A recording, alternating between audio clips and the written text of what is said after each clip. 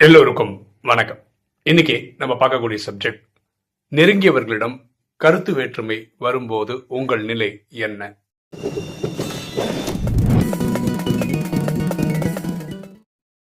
பாருங்க, இது அடிக்கடி நடக்குது இல்லையா? குடும்பத்துல மனைவி, அப்பா அம்மா கூட நமக்கு கருத்து வேற்றுமை வரலாம், வாக்குவாதம் வரலாம். இந்த மாதிரிலாம் வரும்போது அதை நீங்க எப்படி ஹேண்டில் பண்றீங்க? அதுதான் இன்னைக்கு சப்ஜெக்ட். எப்படி ஹேண்டில் பண்ணணும், எப்படி நம்ம ஹேண்டில் பண்ணுறோம் அப்படின்றது.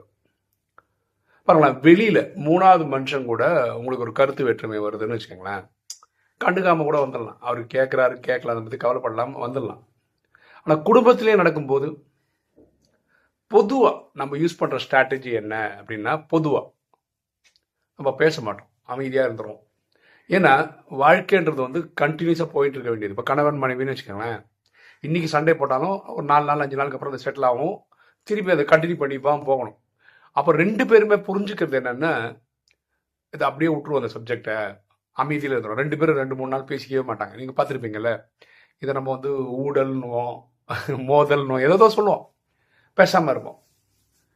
அதுக்கப்புறம் சுச்சுவேஷன் எப்படி இருக்கும், ட்ராமாவில் எப்படி இருக்கும்னா, இயற்கையாக பேசுகிற மாதிரி வரும்.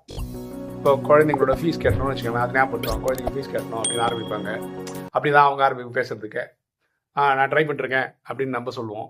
இப்படியே ஸ்லோவாக பேச ஆரம்பிப்போம், அப்படி அழகாக ஆட்டோமேட்டிக்காக பேச ஆரம்பிச்சிடும். இப்போது இந்த ஸ்ட்ராட்டஜி இருக்குல்ல, என்ன ஸ்ட்ராட்டஜி? பேசாமல் அமைதியாக இருந்துடுற ஒரு ஸ்ட்ராட்டஜி இருக்குல்ல, இது கரெக்டாக தப்பா? இது கொஞ்சம் யோசிக்கணும்ல. நம்ம என்ன நினைக்கிறோம்னா, ஒரு கருத்து வேற்றுமை வரும்போது, ஒரு வாக்குவாதம் வரும்போது நம்ம காரசாரமாக பேசிடுவோம். கோவத்தில் என்ன பேசுகிறோன்னு தெரியாமல் வாயில் இருக்கிறதெல்லாம் கூட்டிடுவோம். அது பெரிய டேமேஜ் கிரியேட் பண்ணிட்டோம், உறவில் ஒரு ஃப்ரிக்ஷனை கிரியேட் பண்ணிடும். இதெல்லாம் நம்ம புரிஞ்சு வச்சிருக்கிறதுனால கருத்து வேற்றுமைன்னு ஒன்று வர்ற மாதிரி தெரிஞ்சுதுன்னாவே டமான அந்த சுச்சுவேஷனோட நம்ம கிளம்பி வந்துடும், அமைதியாக இருந்துருவோம், பேசவே மாட்டோம். இது என்ன? Damage control. இந்த பிரச்சனையை அடுத்த லெவல் கொண்டு போக வேண்டான்ற ஒரு அக்கறையில் இப்படி பண்ணுறோம்னு நினச்சி அப்படி பண்ணிடுறோம். சரியா? ஆனால் ரியலாக அது டேமேஜ் கண்ட்ரோல் பண்ணுதா அப்படின்னு யோசிச்சு பார்த்தா, இப்போ உங்கள் மனைவி கூட தான் உங்களுக்கு வாக்குவாதம்னு வச்சுக்காங்க. ஒரு எக்ஸாம்பிளுக்கு, நீங்கள் பேச மாட்டீங்க, அமைதியாக வந்துட்டீங்கன்னு வச்சுக்காங்க. ஆக்சுவலாக அது ப்ராப்ளத்தை சால்வ் பண்ணுதான்னு பார்த்தா இல்லை. நம்ம தனிமையில் இருக்கோம்னா, இப்போது என்னென்ன எண்ணங்கள் வரும்னா, அவளுக்கு எவ்வளோ திமிரு பாரு, நம்ம சொல்கிறது ஒன்றுமே கேட்க மாட்டா, எதுக்கு எடுத்தாலும் எடுத்தெறிஞ்சு பேசுகிறா, எதுக்கு எடுத்தாலும் டக் ஆஃப் வார் பண்ணுறா, சண்டைக்கு போட வந்துடுறா, இந்த மாதிரி எண்ணங்கள் நமக்குள்ளே வந்துகிட்டே இருக்கும். ஏன்னா நம்ம அதை பேசலைல்ல, அது உள்ளுக்குள்ளே அப்படியே பாயில் ஆகும். அது பயங்கர உச்சகட்ட நெகட்டிவிட்டிக்கும் நம்ம போய்டும். இதே தான் அவங்களுக்கும் ஆகும். எது சொன்னாலும் புரிஞ்சுக்க மாட்டாரு, அவர் இப்படி இருக்காரு, அவர் அப்படி இருக்காரு அப்படின்னு அவங்க மனசுக்குள்ளேயே திட்டின்னு இருப்பாங்க. இது கொஞ்ச நேரத்துக்கு அப்புறம் செட்டில் ஆகும்னு வச்சுக்கோங்களேன். ஆனால் அது உள்ளுக்குள்ளே பண்ணுற பரிணாம வளர்ச்சி என்ன இருக்கும்னா, ஒரு மாதிரி பயங்கர நெகட்டிவிட்டி வரும். இதுக்கப்புறம் என்ன ஒன்று, அது அவங்க கூட இருக்கிற ரிலேஷன் அப்படியே பிரிக்கிற மாதிரி இருக்கும். பொதுவாக எல்லா குடும்பத்தில் 2வது 3வது நாளில் ஜாயின் ஆகும். ஆனால் ஒரு 3 நாள் அந்த வீடு ரொம்ப நிசப்தமாக இருக்கும், பேச்சுவார்த்தையே இருக்காது 2 பேருக்குள்ள. இந்த மாதிரி முடிஞ்சிடும். இந்த அப்ரோச் சரியா? அதாவது அமைதியில் போயிடுறது சரியா அப்படின்னு ரொம்ப ஆர்வமாக யோசிச்சு பார்த்தீங்கன்னா, ஆழமாக யோசிச்சு பார்த்தீங்கன்னா, விட என்ன சொல்கிறாங்க, பெரியவங்க என்ன சொல்கிறாங்க, இந்த மனோதத்த நிபுணர்கள் என்ன சொல்கிறாங்க, இந்த ராஜயோகம் மாதிரி மெடிடேஷன் ப்ராக்டிஸ் பண்ணுற பெரியவங்க என்ன சொல்கிறாங்கன்னா, இந்த மாதிரி பேசாமல் இருக்கிறது கரெக்டு கிடையாது. நீங்கள் வெளியில் இருக்காங்களா, ரோட்டில் போகிறவங்க அங்கெங்கேயா கருத்து வரணும், அதுதான் கரெக்டு. அங்கே விட்டுட்டு வந்துடுறது தான் பெஸ்ட்டு. அங்கே போய் கிளாஸ் எடுக்கிறேன்ற மாதிரிலாம் எடுக்க முடியாது. ஆனால் வீட்டில் அப்படி இருக்கக்கூடாது.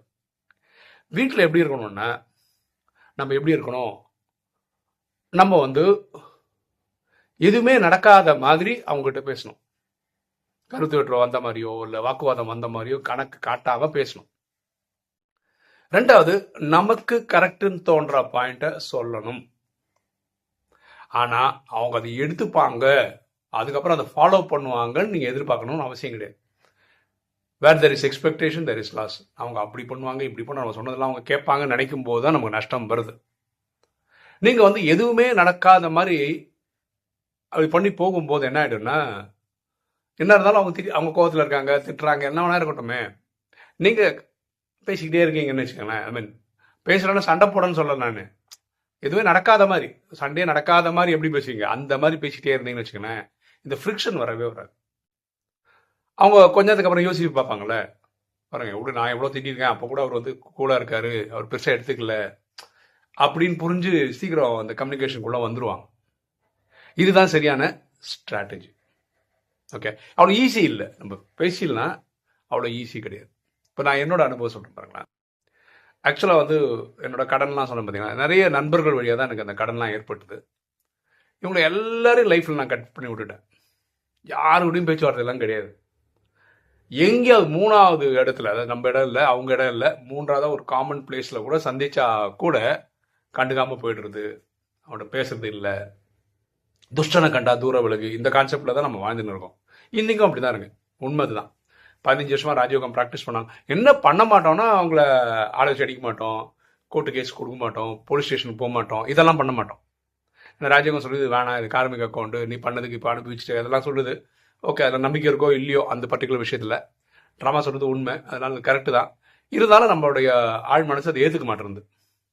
நம்ம வாழ்க்கை தான் அதனால் சீரழிஞ்சு போயிடுச்சு அப்படின்ற ஒரு புரிதல் இருக்குது. ஸோ இவங்களை வந்து அட்லீஸ்ட் வாழ்க்கையில் பக்கத்துலேயே சேர்த்துக்காமல் இருக்கிறதுக்கு முயற்சி பண்ணணும். ஆனால் இதுதான் கரெக்டான டெக்னிக்கானா ராஜயோகம் இல்லைன்னு சொல்லுது. ராஜயோகம் என்ன சொல்லுது, நீங்கள் வந்து எதுவுமே நடக்காத மாதிரி பேசுங்க. நம்ம அந்தளவுக்கு பக்குவம் வரல. அந்த பக்குவம் வரும்போது மாறும். இப்போ ஓரளவுக்கு பக்குவம் இருக்குது. எந்த அளவுக்கு பக்குவம் வரலன்னா அதை எல்லா பிரச்சனையும் மறந்து போய் நம்மளா வாலண்டியராக போய் பேசுகிற அளவுக்கு பக்குவம் வரல. அது தேவையில்லைன்னு தான் தோணுது. நம்ம என்ன திருப்பியும் போய் அவங்ககிட்ட மாட்டிங்கன்னா திருப்பி ஏமாறதுக்கா? அதனால நம்ம அந்த தப்பு பண்ணுறதில்லை. ஆனால் இதே இது குடும்பத்திலையும் பண்ணிட்டு இருந்தீங்கன்னா, பேச மாட்டீங்க, ஒரு வாரம் பேச மாட்டீங்க, அந்த மாதிரி ஒதுங்கி போகிறது வந்து கரெக்டானா கிடையாது. குடும்பத்தில் நீங்கள் பேசி தான் ஆகணும், எதுவுமே நடக்காத மாதிரி நினச்சி. பரவாயில்ல, இந்த குடும்ப உறவுன்றது வந்து இன்னைக்கோட முடிவு போகிறதுல நாளைக்கோட முடிவு. நண்பர்கள்னு வச்சுக்கோங்களேன், 1-2 பேர் கட் பண்ணி விட்டுலாம், அவங்க வாழ்க்கையில நமக்கு வரவே வேணாம், அது பிரச்சனையே கிடையாது, அது நம்ம வாழ்க்கை பாதிக்க போகிறது கிடையாது. ஆனால் குடும்பத்தில் அப்படி இல்லை. மனைவி கிட்ட பேசவே மாட்டேன், ஒரு வாரம் பேச மாட்டேன், 10 நாள் பேச மாட்டேன், அடிக்கடி இது மாதிரி பண்ணுவான்னு சொல்கிறது வந்து ஏற்புடையது கிடையாது.